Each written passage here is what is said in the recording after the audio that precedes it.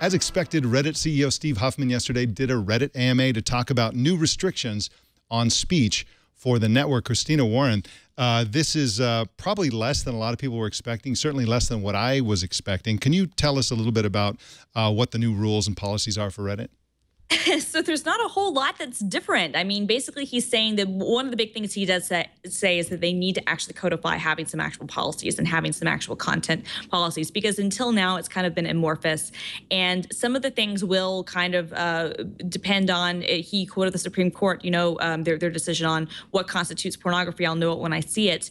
But basically, they're going to kind of have a differentiation where they're not going to accept things that are promoting illegal activity. You can talk about illegal activity in terms of, like, if you want to talk about drug use, but you can't promote like where to buy drugs. There's going to be, a banning on people who are threatening violence and harassment towards others.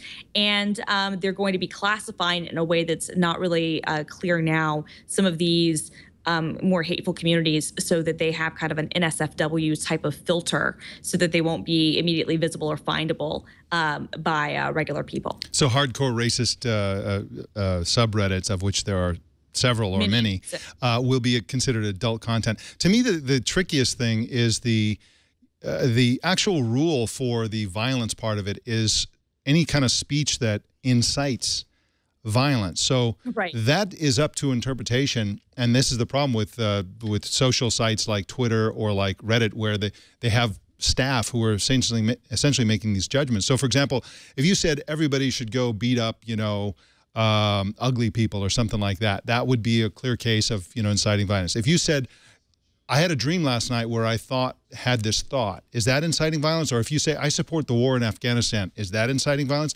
I mean, it's really open to interpretation. It really is, and I think that that's why, Steve was basically saying, A, they need to kind of get these things written down and try to codify some of these policies. B, he didn't say this, but I think it's clear that there's going to be definitely a learning period and a curve of what is and what is not allowed. He tried to stress that nothing was really going to change. The difference is that there were some subreddits, for instance, r/raping women, that will be banned. But C-Town, everybody's favorite, terrible, hateful, place, will continue to exist. So it's going to be a weird balance. I have a feeling, on speaking out against war and political issues, I have a feeling that sort of thing would be protected, as in most cases it is, saying I'm against the war or I support war. But when it comes to actual threats, I think is when they're getting into or actual claims. If I'm going to do this, that's when it will probably cross the line. But again, this also, you have to understand that a lot of these communities will have to adhere to these policies, but how is Reddit actually going to go about monitoring this stuff? That's not really clear. And I think in most cases, a lot of stuff, I think it's safe to say, will probably be able to fly under the radar and will have to be alerted to staff, will have to be, reported.